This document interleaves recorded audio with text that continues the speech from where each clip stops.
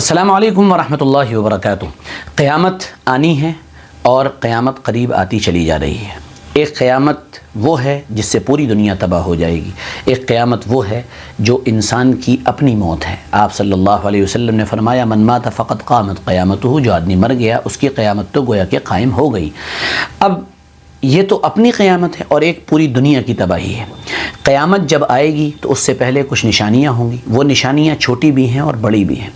ان نشانیوں کو جناب نبی کریم صلی اللہ علیہ وسلم نے تفصیل سے بیان فرمایا ہے۔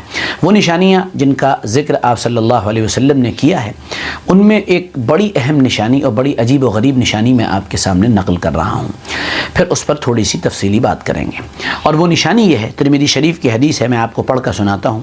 حضرت ابو سعید خدری رضی اللہ عنہ سے روایت ہے کہ آپ صلی اللہ علیہ وسلم نے ارشاد فرمایا، اس ذات کی قسم، یعنی اللہ کی قسم جس کے قبضے میں میری جان ہے، قیامت سے پہلے درندے یعنی جو پھاڑ کھانے والے جانور ہیں، یہ انسانوں سے بات کریں گے، اور آدمی کا کوڑا اس سے ہم مارتے ہیں، اور اس کے جوتے کا تسمہ یعنی جوتے کا جو سول ہوتا ہے وہ اس سے بات کرے گا، اور اس کی ران یعنی انسان کی ران وہ اس کے گھر والوں کی نقل و حرکت کے سلسلے میں اس کو آگاہ کرے گی، یعنی اس کے گھر والے اس کی موجود نہ ہونے میں کیا کرتے تھے، یہ ران ان کو بتائے گی۔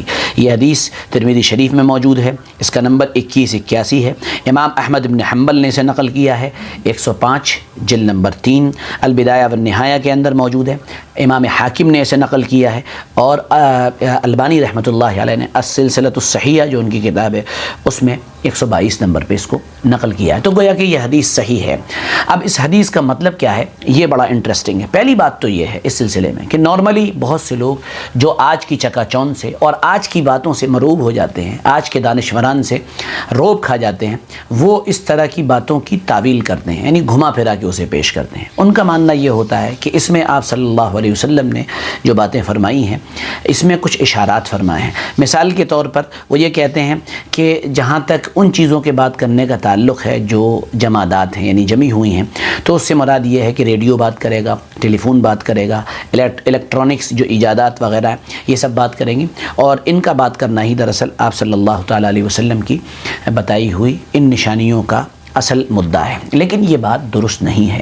کیوں؟ پہلی بنیادی بات اس سلسلے میں یہ ہے کہ ان اللہ علی کل شیء قدیر، جب میرا اور آپ کا یہ عقیدہ ہے کہ اللہ تعالیٰ ہر چیز پر قادر ہے، تو وہ پھر کسی بھی چیز کو بولنے کی طاقت اور قوت دے سکتا ہے۔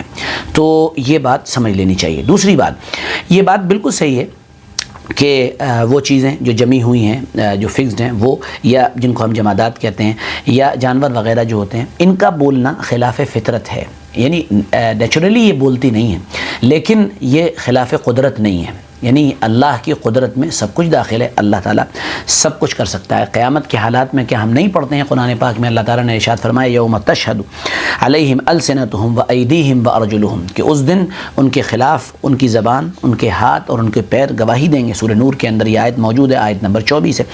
تو جب یہ بات موجود ہے کہ وہاں پر یہ چیزیں بولیں گی، بات کریں گی، تو دنیا میں بھی اللہ تعالیٰ اس بات پر قادر ہے کہ یہ چیزیں بات کریں اور بولیں۔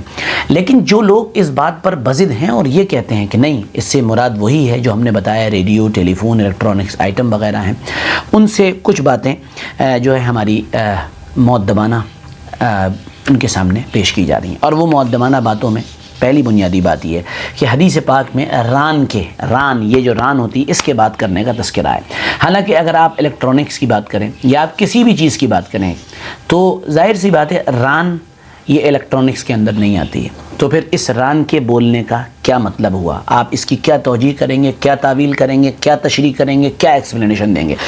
نمبر 2، دوسری بات یہ ہے کہ حدیث میں درندوں کے بات کرنے کی بات کی گئی ہے۔ ظاہر سی بات ہے درندے بات کریں گے تو درندے بھی کوئی الیکٹرانک آئٹم نہیں ہے، وہ بھی درندے ہیں، یعنی وہ پھاڑ کھانے والے جانور ہیں، اینیملز ہیں، تو ظاہر سی بات ہے یہ بھی اس کے اندر داخل نہیں ہے۔ اچھا، جب یہ بات ہم کو سمجھ میں آ گئی کہ یہ دونوں چیزیں آپ کے الیکٹرانک آئٹمس میں داخل نہیں ہیں، تو پھر آپ کو لامحالہ یہ ماننا پڑے گا کہ اللہ کے نبی صلی اللہ علیہ وسلم نے جو بات بتائی ہے منوان وہی ہے، کیونکہ حدیث صحیح ہے اور کئی بڑے محدثین نے اس کو نقل کیا ہے۔ ہم اس کو ماننے سے ڈرتے کیوں ہیں یا گھبراتے کیوں ہیں؟ اس کی بنیادی وجہ ہے، اور بنیادی وجہ یہ ہے کہ ہم ڈرے ہوئے ہیں۔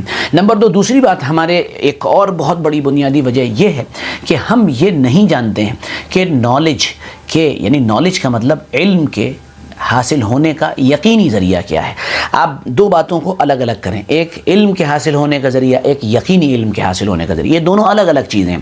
یقینی علم کے حاصل ہونے کا ذریعہ 3 چیزیں ہیں۔ نمبر 1، 5 سینس آرگنس ہمارے یہ یقینی علم پرووائڈ کرتے ہیں۔ انسان کا ہاتھ ہے، ناک ہے، کان ہے، زبان ہے، ٹچ، اس سے انسان کو یقینی علم حاصل ہوتا ہے۔ نمبر 2، انسان کی عقل اور اس کا انٹلیکٹ، اس کے ذریعے سے یقینی علم حاصل ہوتا ہے۔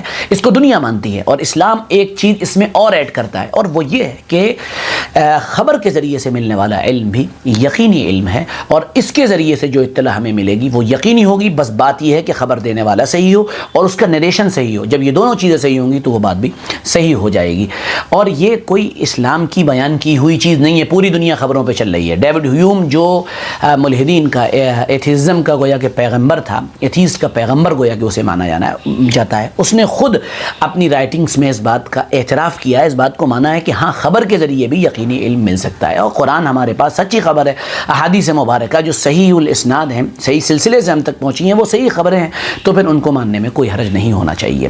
میں امید کرتا ہوں کہ یہ قیامت کے سلسلے کی ویڈیو آپ کو پسند آئے گی، اس کو آپ شیئر کریں گے، لائک کریں گے اور آگے بھیجیں گے۔ جزاکم اللہ۔ اپنے اچھے کمنٹ کیے، اور سبسکرائب کرنے میں پیسے نہیں لگتے ہیں، سبسکرائب بھی کیے۔ جزاکم اللہ۔ السلام علیکم۔